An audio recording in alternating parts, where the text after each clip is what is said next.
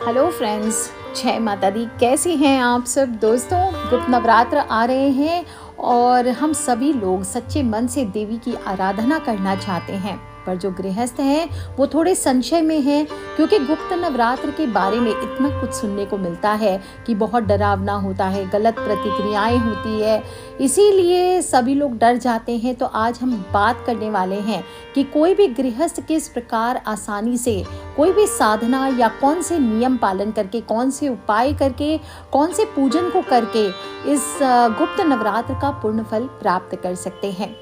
सबसे पहले जान ले दोस्तों, काली का युग है, कलयुग है, और इस युग में काली की साधना ही श्रेष्ठ मानी गई है, चाहे गृहस्थ हो या तंत्र मंत्र जानने वाले। बस अंतर ये होता है कि स्वरूप का, किस रूप में हम देवी का पूजन करते हैं। और एक रोजमर्रा की जिंदगी जीने वाला इंसान जो शायद तंत्र मंत्र के नाम से इतना डरता है, इसे गलत समझता है, वो इस कलयुग में इस जागृत देवी की आराधना कैसे करे ताकि इसका विपरीत फल प्राप्त ना हो।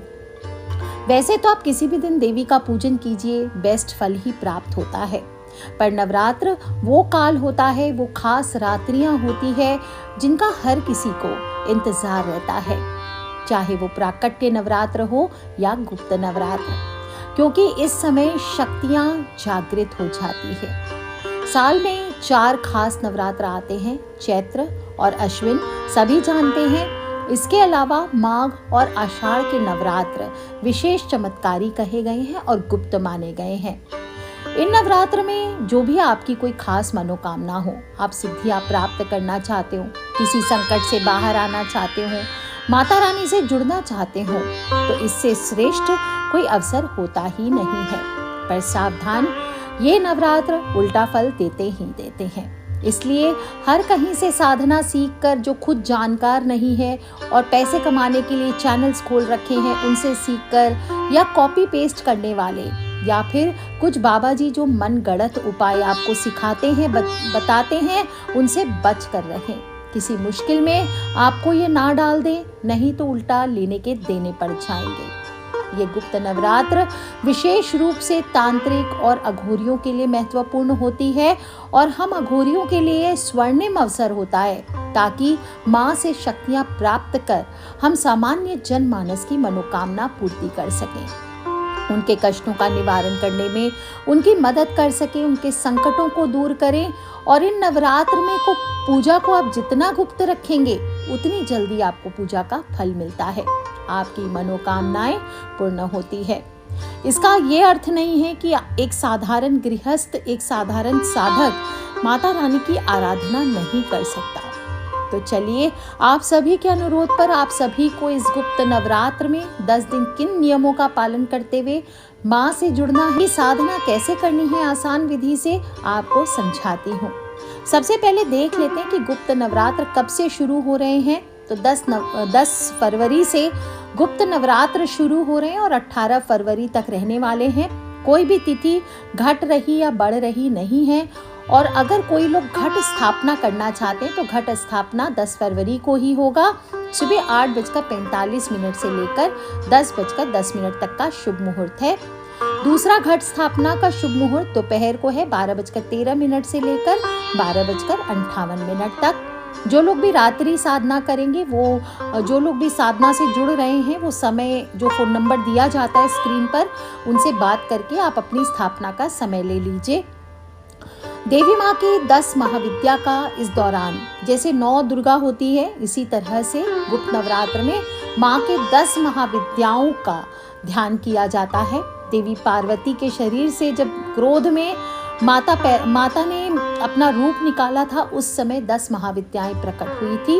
उनमें काली, तारा, छिन्नमस्ता, षोडशी, भुवनेश्वरी, त्रिपुर भैरवी, धूमावती, बगलामुखी, मातंगी और कमला मानी गई है। आप चाहें तो प्रत्येक 10 महाविद्या का अलग अलग पूजन कर सकते हैं 10 दिन। आप चाहें तो कोई भी महाविद्या का एक मंत्र लेकर अगले 9 दिन तक जाप करके 10वें दिन दशांश हवन कर सकते हैं।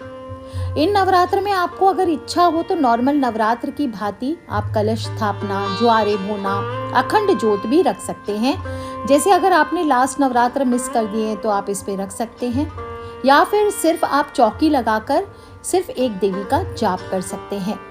कलश तो स्थापित होगा ही, और अखंड जोत और ज्वारे आप नहीं भी रखें तो चलेगा। लेकिन अगर आप पाठ कर रहे हैं या पूजा कर रहे हैं, इस बात का ध्यान रखना है उस दौरान आपका दीपक बुझना नहीं चाहिए। अपनी मनोकामना के अनुसार साधना का चयन कीजिए। आज हम बात करें इस वीडियो में, सबसे पहले धन की कामना हर किसी को होती है। मटेरियलिस्टिक दुनिया है, पैसों की समस्या है, तो सबसे पहले हम कमला लक्ष्मी यानी कि तांत्रिक लक्ष्मी का जाप कैसे करना है और किस प्रकार से आप 10वीं महाविद्या यानी कमला देवी, 10 महाविद्याओं में कमला देवी 10वीं महाविद्या है, और ये ही महाविष्णु की शक्ति और सदाशिव की अधिष्ठात्री देवी मानी गई है। इनकी पूजा का विधान, इनकी साधना कैसे की जाती है, इसके बारे में जानेंगे। क्योंकि धन की वर्षा कराने वाली देवी आपको आर्थिक संकट से बचाती है, आपके घर से दरिद्रता दूर करती है, और अनाप शनाप कहते छमाछम पैसा बरसता है। जो भी इनकी साधना करते हैं तो घर में छमाछम पैसे बरसने लगते हैं। तो सबसे पहले हम अधिष्ठात्री देवी कमला की बात करते हैं। कमला के भैरव नारायण हैं, और देवी कमला का एक नाम पद्म लक्ष्मी भी है, और ये सुगंधित पद्म अर्थात कमल की माला पहनती है, का फूल हाथ में रखती हैं और कमल पर ही निवास करती हैं। इनकी जहाँ मंदिर होते हैं उनको पद्मालया कहा जाता है।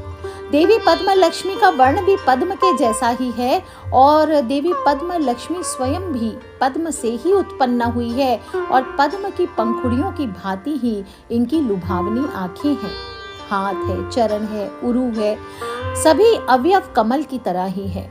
देवी पद्मा की कृपा से ही सारे जगत को सुख और संपत्ति प्राप्त होती है।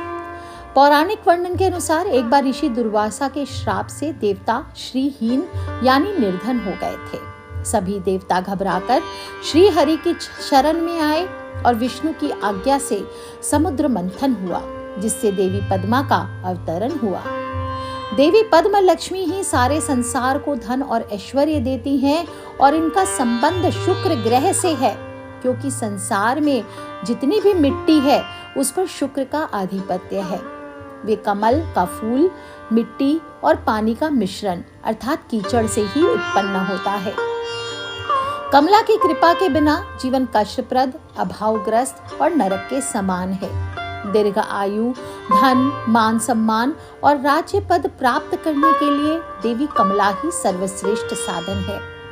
कमला ही जगत पालन करती है। धर्म, अर्थ, काम और मोक्ष, इन चारों पुरुषार्थों को अगर आप प्राप्त करना चाहते हैं, सांसारिक प्राप्ति का ध्येय यही होता है। इनमें भी लोग अर्थ को यानी पैसे को ज्यादा महत्व देते हैं, तो देवी कमला की साधना से आपको धन की प्राप्ति होती है, साथ ही साथ मान सम्मान में वृद्धि होती है, पारिवारिक खुशहाली आती है, और बेरोजगार अगर आप हैं तो बेरोजगारी से मुक्ति मिलती है। तो चलिए देवी कमला की साधना कैसे करनी है, आपको श्री सूक्त साधना आज बताऊंगी देवी कमला की। आपको सबसे पहले घर के ईशान कोण में यानी north east corner of the house में माता की चौकी लगानी है, उस पर गुलाबी वस्त्र बिछाना है, और गणेश जी सहित माता दुर्गा या माता लक्ष्मी देवी किसी का भी आप कमला स्वरूप का ध्यान कर उनकी चित्र या मूर्ति स्थापित कर लीजिए। एक थाली, छोटी सी प्लेट आपके पास चांदी की हो उसमें, या फिर स्टील की प्लेट ले लीजिए, उसमें अष्टगंध अथवा कुमकुम से स्वस्तिक का चिन्ह बना ले। गुलाब के पुष्प की पत्तियों से थाली को सजाना चाहिए, और संभव हो तो कमल का पुष्प उस पर आप रखें।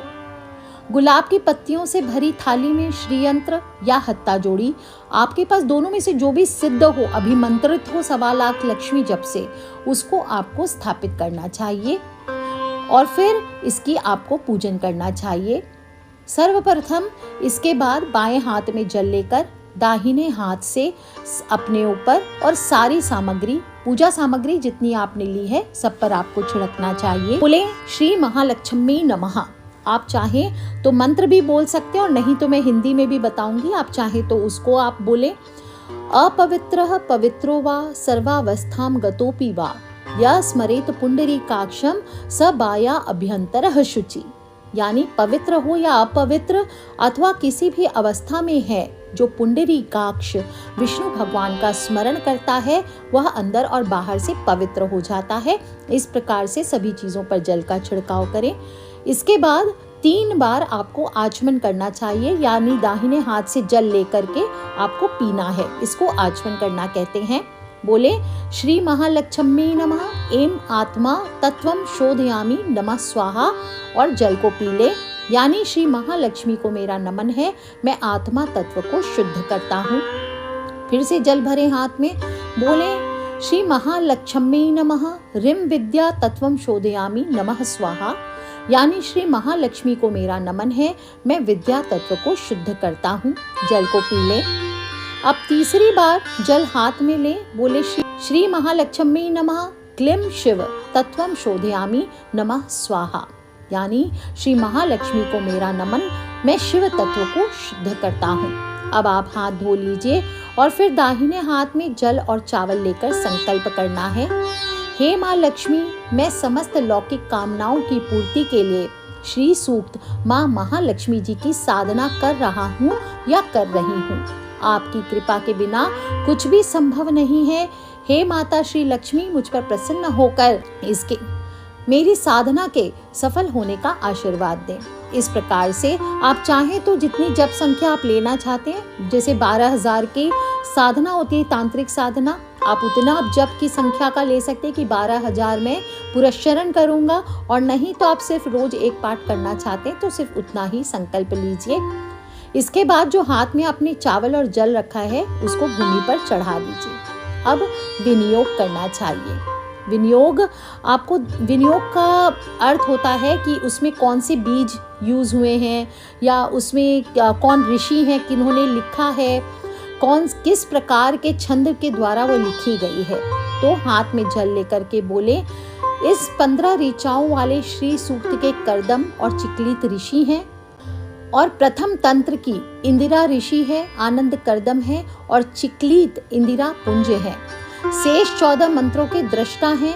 प्रथम 3 ऋचाओं का अनुष्ठुप, चतुर्थ ऋचा का वहती, पंचम और षष्ठ ऋचा का त्रिष्टुप एवं 7वीं से 14वीं ऋचा का अनुष्टुप छंद है। 15 व 16वीं ऋचा का प्रसार भक्ति छंद है। श्री और अग्नि देवता हैं, और हिरण्यवर्णा प्रथम ऋचा बीज है, और काम सो स्मिताम चतुर्थ ऋचा शक्ति है। धर्म, अर्थ, काम और मोक्ष प्राप्ति के लिए विनियोग है। वापस से जल को छोड़ दें। अब हाथ जोड़कर माता लक्ष्मी और विष्णु भगवान का ध्यान कीजिए। गुलाबी कमल दल पर बैठी हुई पराग राशि के समान पीतवर्णा, हाथों में कमल पुष्प धारण किए, मणियों युक्त अलंकारों को धारण किए हुए समस्त लोगों की जननी माँ श्री महालक्ष्मी की हम वंदना करते हैं। अब माँ का विधिवत पूजन करें, स्नान करवाएं, गुलाबी वस्त्र पहनाएं, लाल चुनरी उड़ाएं, गहने सजा सकते हैं, चूड़ियां, बिंदी, नथ आदि सुहाग सामग्री अर्पित कीजिए। गुलाब के पुष्पों की माला अर्पित करें, छत्तर अर्पित करें माँ को। कलश स्थापना करना चाहते हैं तो कीजिए, नहीं तो 1 लोटा जल वहीं स्थापित कर उस जल के लोटे में थोड़े चावल लेके हाथ जोड़ करके सभी देवी देवता, नवग्रह, षोडश मातृका, इन सभी का उस कलश में आवाहन करें। गाय के घी का दीपक करें, चंदन की अगरबत्ती जलाएं, थोड़ा अबीर गुलाल चढ़ाना चाहिए। भोग आपकी इच्छा अनुसार, खीर हो, मखाने की खीर हो, जो भी आप चीज़ रखना चाहते हैं माँ के सामने, वो भोग आपको रखना चाहिए। अब आपको सिद्ध माला के द्वारा, आप चाहें तो कमलगट्टे की 1.25 लाख से जप से अभिमंत्रित माला ले सकते हैं, या स्फटिक की अभिमंत्रित माला, उससे जप करना शुरू करना चाहिए। ध्यान रखें स्फटिक की माला हमेशा अभिमंत्रित हो, इस बात का ध्यान रखें, उसका शुद्धिकरण किया गया हो, एनर्जाइज किया गया हो, और असली स्फटिक से ही जप करना चाहिए। भूल से भी सस्ते के चक्कर में राहु की माला यानी कांच की माला ले करके आपको जप नहीं करना चाहिए, अन्यथा पूरी पूजा का विपरीत फल पड़ता है। सर्वप्रथम अपने गुरु का ध्यान करें, उनकी आज्ञा लें, गणेश जी का ध्यान करें, अपने पितृ और कुल देवी देवता को मनाएं, और उन चारों के नाम की 1-1 पुष्प चौकी पर रखनी चाहिए। अब माला हाथ में लेकर जाप शुरू करें। दुर्गे स्मृता हर्षि भीतिम शेष जंतु, स्वस्थे स्मृता मतिमतीव, शुभाम ददासी दारिद्र्य दुख भय हारिणी का तुदन्या सर्वोपकार करनाय सदार्द्र चित्ता। ओम श्रीम ह्रीं शिम कमले कमलालय प्रसीद प्रसीद श्रीम ह्रीं शिम। ओम महालक्ष्मी नमः। ओम हिरण्यवर्णाम हरिणीम सुवर्ण रजत अस्त्रजाम चंद्राम हिरण्यमयीं लक्ष्मी जात वेदोम आवह। इस प्रकार से आपको शुरू करना है और ध्यान रखना है, आपको संपुट पाठ करना चाहिए। तो दुर्गे स्मिता हर्षि भीतिम शेष जंतो स्वस्ते स्मिता मतिमतीव शुभाम ददासी दारिद्र्य दुख भयहारिणी का तो दनिया सर्वोपकार करनाए सदार्द्र चित्ता ओम श्रीम ह्रीं शिम कमले कमलालय प्रसीद प्रसीद श्रीम ह्रीं शिम ओम महालक्ष्मी नमः। ये आपका संपुट रहेगा और इसके साथ ही आपको बार बार रिपीट करके हर छंद के बाद आपको ये संपुट लगाना है। तो पहला श्लोक है ओम हिरण्यवर्णाम हरिणीम स्वर्ण रजत अस्त्रजाम चंद्राम हिरण्यमयीं लक्ष्मी जात वेदोम आवह। भाव कीजिए कि माता लक्ष्मी आपके घर पे पधार रही हैं और बोले हे अग्निदेव आप मेरे लिए उस लक्ष्मी देवी का आवाहन करें जिनका वर्ण स्वर्ण कांति के समान है, जो स्वर्ण और रजत की मालाओं से अलंकृत हैं, जो परम सुंदरी दारिद्र्य का हरण करती हैं और जो चंद्रमा के समान स्वर्णिम आभा से युक्त हैं। दुर्गे स्मिता हर्षि भीतिम शेष ज्वलंतो तो स्वस्ते स्मिता मतिमतीव शुभाम ददासी दारिद्र्य दुख भयहारिणी कातदन्या सर्वोपकार करनाए सदार्ध चित्ता ओम श्रीं ह्रीं शिम कमले कमलालय प्रसीद प्रसीद श्रीं ह्रीं शिम ओम महालक्ष्मी नमः। ताम आवह जात वेदो लक्ष्मी मन पगामिनीम यस्याम हिरण्यम वंदेयम कामश्वम पुरुषानहम। हे जात वेदा अग्निदेव आप मेरे लिए उन जगत प्रसिद्ध वापस नहीं लौटने वाली सदा साथ रहने वाली लक्ष्मी जी को बुलाएं जिनके आगमन से मैं स्वर्ण गौ अश्व बंधु बांधव पुत्र पौत्र को प्राप्त कर सकूं।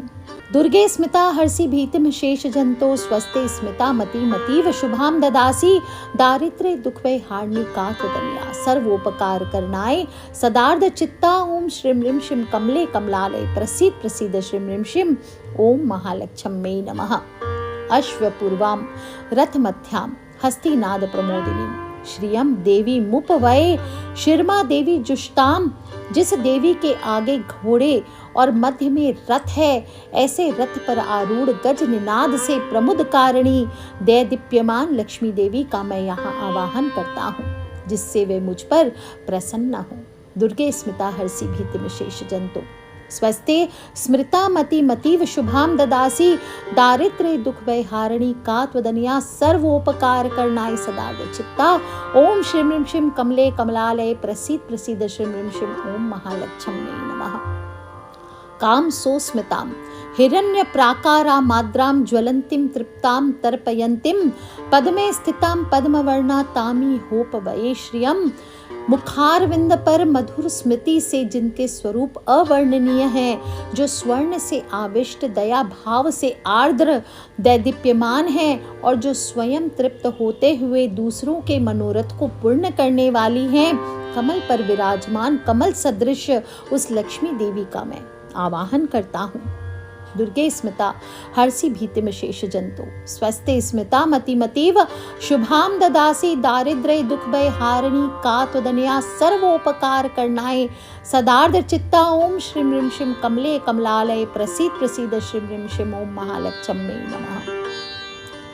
चंद्राम प्रभासाम यशसा ज्वलंतीम श्रियम लोके देवजुष्टामुदाराम ताम पद्मनेमीं शरणमहं प्रपद्ये अलक्ष्मीर में नश्यताम त्वाम वृणोमि। अब इस पद में जब अलक्ष्मी में नश्यताम आ रहा है, इस समय आपको अपने हाथों से लक्ष्मी के नाश के लिए अपनी खिड़की से बाहर जाने का हाथ की ओर से इशारा कीजिए। चंद्रमा के समान प्रभावती अपनी यश कीर्ति से दैदीप्यमती स्वर्ग लोक में देवों द्वारा पूजिता उदार हृदया कमल नेमी कमल चक्रिता पद्म स्थिता लक्ष्मी देवी, मैं आपका शरणागत हूँ। मैं आपकी कृपा पाना चाहती हूँ। आपकी कृपा से मेरी दरिद्रता दूर हो। दुर्गे स्मिता हर्षि भीतिम शेष जंतु स्वस्ते स्मिता मतिमतीव शुभाम ददासी दारिद्र्य दुख भयहारिणी कात्वदन्या सर्वोपकार करनाय सदार्थ चित्ता ओम श्रीं ह्रीं शिम कमले कमलालय प्रसीद प्रसीद श्रीं ह्रीं शिम ओम महालक्ष्मी नमः। आदित्य वर्णे तपसो दिजातो वनस्पतिस्तव वृक्षो अथ बिल्वः तस्य फलानि तपसानुदन्तु या अंतरा याश्च बाह्या अलक्ष्मी। हाथों से इशारा करें, बाह्या अलक्ष्मी, बाहर भेज दें अलक्ष्मी को। हे सूर्य कांति युक्ता देवी, जिस प्रकार आपकी तेज से सारी वन संपदाएं उत्पन्न हुई हैं, जिस प्रकार आपके तेज से बेल व वृक्ष हैं और उसके फल उत्पन्न हुए हैं, उसी प्रकार आप अपने तेज से मेरे बाह्य और आभ्यंतर की दरिद्रता को विनष्ट कर दें। दुर्गे स्मिता हर्षि भीतिम शेष जंतो स्वस्थे स्मिता मतिमतीव शुभाम ददासी दारिद्र्य दुख हारिणी का तदन्या सर्वोपकार करनाय सदार्ध चित्ता ओम श्रीं ह्रीं श्रीं कमले कमलालय प्रसीद प्रसीद श्रीं ह्रीं श्रीं ओम महालक्ष्म्यै नमः। उपेतु मा देव सखः कीर्तिश्च मणिना सह प्रादुर्भूतो अस्मि राष्ट्रे अस्मिन् कीर्ति मृद्धिं ददातु मे। हे लक्ष्मी देवी, देव सखा अर्थात महादेव के सखा कुबेर के समान मुझे मणि संपत्ति के साथ कीर्ति प्राप्त हो। मैं इस राष्ट्र में उत्पन्न हुआ हूँ, मुझे कीर्ति और समृद्धि प्रदान करें। दुर्गे स्मिता हर्षि भीतिम शेष जंतो स्वस्थे स्मिता मतिमतीव शुभाम ददासी दारिद्र्य दुख भयहारिणी का त्वदन्या सर्वोपकार करनाय सदार्ध चित्ता ओम श्रीं ह्रीं श्रीं कमले कमलालय प्रसीद प्रसीद श्रीं ह्रीं श्रीं ओम महालक्ष्म्यै नमः। क्षुत पिपासाम लाम ज्येष्ठा मां लक्ष्मीं नाशाम्यहम् अभूतिम समृद्धिम च सर्वाण निर्नुद मे गृहात। क्षुधा और पिपासा भूख प्यास रूपी मलिनता की वाहिका आपकी ज्येष्ठ बहन अलक्ष्मी को मैं नष्ट करता हूँ। हाथों से बाहर की ओर इशारा करें, हे लक्ष्मी देवी, आप मेरे घर से अनैश्वर्य अशुभता जैसे विघ्नों को दूर करें। दुर्गे स्मिता हर्षि भीतिम शेष जंतो स्वस्थे स्मृता मतिमतीव शुभाम ददासी दारिद्र्य दुख भय हारिणी का त्वदन्या सर्वोपकार करनाय सदार्ध चित्ता ओम श्रीं ह्रीं श्रीं कमले कमलालय प्रसीद प्रसीद श्रीं ह्रीं श्रीं ओम महालक्ष्म्यै नमः। गंधद्वारां दुराधर्षां नित्य पुष्टां करीषिणीं ईश्वरीं सर्वभूतानां तामी होपवये श्रियं। सुगंधित द्रव्यों के अर्पण से प्रसन्न होने वाली, किसी से भी नहीं हारने वाली, सर्वदा समृद्धि को देने वाली, इच्छाओं की पुष्टि करने वाली, समस्त जीवों की स्वामिनी लक्ष्मी देवी का मैं यहाँ आवाहन करती हूँ। दुर्गे स्मिता हर्षि भीतिम शेष जंतो स्वस्थे स्मिता मतिमतीव शुभाम ददासी दारिद्र्य दुख भयहारिणी का त्वदन्या सर्वोपकार करनाय सदार्ध चित्ता ओम श्रीं ह्रीं श्रीं कमले कमलालय प्रसीद प्रसीद श्रीं ह्रीं श्रीं ओम महालक्ष्म्यै नमः। मनसः काममाकुतिं वाचः सत्यमशीमहि पशूनां रूपमन्नस्य मयि श्रीः श्रयतां यशः। हे लक्ष्मी देवी, आपकी कृपा से मेरी सभी मानसिक इच्छाओं की पूर्ति हो जाए, वचन सत्य हो जाए, पशु धन रूप सौंदर्य और अन्न को मैं प्राप्त करूं तथा मुझे संपत्ति और यश प्राप्त हो जाए। दुर्गे स्मिता हर्षि भीतिम शेष जंतो स्वस्थे स्मिता मतिमतीव शुभाम ददासी दारिद्र्य दुख भयहारिणी का त्वदन्या सर्वोपकार करनाय सदार्ध चित्ता ओम श्रीं ह्रीं श्रीं कमले कमलालय प्रसीद प्रसीद श्रीं ह्रीं श्रीं ओम महालक्ष्म्यै नमः। कर्दमेन प्रजा भूता मयि संभव कर्दमा श्रियं वासे मे कुले मातरम पद्ममालिनीं। हे कर्दम ऋषि लक्ष्मी पुत्र, आप मुझ में निवास कीजिए और आपके सद प्रयास से जो लक्ष्मी देवी आविर्भूत होकर आप सा प्रकृष्ट पुत्र वाली माता हुई, उस कमल माला धारिणी लक्ष्मी माता को मेरे कुल में निवास कराएं। दुर्गे स्मिता हर्षि भीतिम शेष जंतो स्वस्थे स्मृता मतिमतीव शुभाम ददासी दारिद्र्य दुख भयहारिणी का त्वदन्या सर्वोपकार करनाय सदार्ध चित्ता ओम श्रीं ह्रीं श्रीं कमले कमलालय प्रसीद प्रसीद श्रीं ह्रीं श्रीं ओम महालक्ष्म्यै नमः। आपः सृजन्तु स्निग्धानि चिक्लीत वस्मे गृहे नीच देवी मातरम श्रियं वासे मे कुले।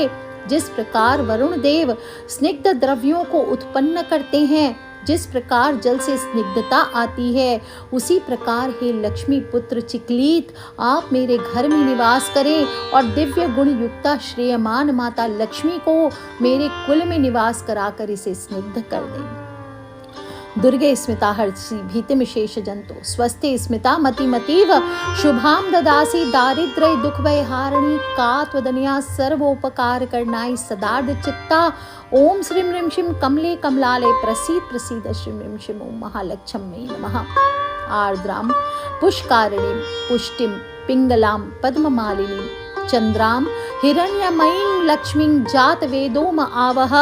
हे अग्निदेव, आप मेरे लिए कमल पुष्करणी की आर्द्रता से आर्द्र शरीर वाली पुष्टिकर्णी पीतवर्णा कमल की माला धारण करने वाली चंद्रमा के समान स्वर्णिम आभा वाली लक्ष्मी देवी का आवाहन करें। दुर्गे स्मृता हर्षि भीतिम शेष जंतो स्वस्ते स्मृता मतिमतीव शुभाम ददासी दारिद्र्य दुख भयहारिणी का त्वदन्या सर्वोपकार करनाय सदार्थ चित्ता ओम श्रीं ह्रीं शिं कमले कमलालय प्रसीद प्रसीद श्रीं ह्रीं शिं ओम महालक्ष्मी नमः। आर्द्राम यह कारिणीं यष्टिं सुवर्णां हेममालिनीं सूर्यां हिरण्यमयीं लक्ष्मीं जात वेदोम आवह।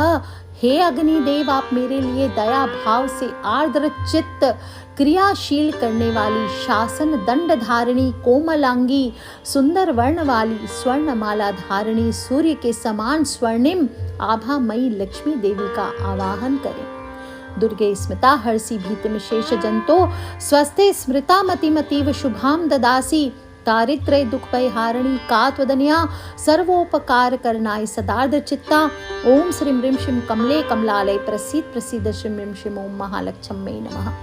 ताम आवह जात वेदो लक्ष्मी मन पगामिनीं यस्याम हिरण्यं प्रभूतं गावो दास्यो अश्व विंदेयम पुरुषानहम। हे अग्निदेव, आप मेरे लिए स्थिर दूर न जाने वाली लक्ष्मी देवी का आवाहन करें, जिनकी कृपा से मुझे प्रचुर स्वर्ण धन गौ घोड़े और संतान प्राप्त हो। दुर्गे स्मिता हर्षि भीतिम शेष जंतो स्वस्ते स्मृता मतिमतीव शुभाम ददासी दारिद्र्य दुख हारिणी का त्वदन्या सर्वोपकार करनाय सदार्थ चित्ता ओम श्रीं ह्रीं शिं कमले कमलालय प्रसीद प्रसीद श्रीं ह्रीं शिं ओम महालक्ष्मी नमः। यह शुचि प्रयतो भूत्वा जुहुयादज्य मनवहम सूक्तम पंचदशर्चम च श्री कामः सततम जपेत। जो नित्य पवित्र होकर इस पंचदश ऋचा वाले सूक्त से भक्ति पूर्वक घी की आहुति देता है, इसका पाठ जप करता है, उसकी श्री लक्ष्मी की कामना अवश्य पूर्ण होती है। दुर्गे स्मिता हर्षि भीतिम शेष जंतो स्वस्ते स्मिता मतिमतीव शुभाम ददासी दारिद्र्य दुख भयहारिणी का त्वदन्या सर्वोपकार करनाय सदार्थ चित्ता ओम श्रीं ह्रीं शिं कमले कमलालय प्रसीद प्रसीद श्रीं ह्रीं शिं ओम महालक्ष्मी नमः। बोलिए लक्ष्मी मैया की जय। श्री सूक्त में इस प्रकार से 16 मंत्र हैं और हर मंत्र में गूढ़ युक्ति है। इसे जीवन में उतारना होगा, तभी सभी को लक्ष्मी और यश प्राप्ति संभव है। तो आइए इन गुप्त नवरात्र में आप भी इस श्री सूक्त की साधना करें और उसकी युक्तियों को अपने जीवन में प्रयोग कर अपने जीवन को सफल बनाएं। जो नॉर्मल गृहस्थ हैं वो प्रतिदिन एक पाठ या प्रत्येक दिन एक एक पाठ बढ़ते हुए 9वें दिन तक 9 पाठ कर लेवें और लास्ट दिन एक पाठ से हवन करें पूरी 16 ऋचाओं के साथ जैसे आपने पाठ किया है। हर श्लोक के बाद, हर मंत्र के बाद आपको एक आहुति देनी है और जो साधक हैं वो मध्य रात्रि में इसका 12,000 पुरस्चरण करेंगे और लास्ट दिन दशांश हवन करेंगे। हवन में कमल या गुलाब पुष्प, बेलवफल, क्षीराण और वीराण लेने हैं और हवन के पश्चात एक नींबू काट कर उसमें सिंदूर भरकर योगिनी भाव करके बलि देनी है।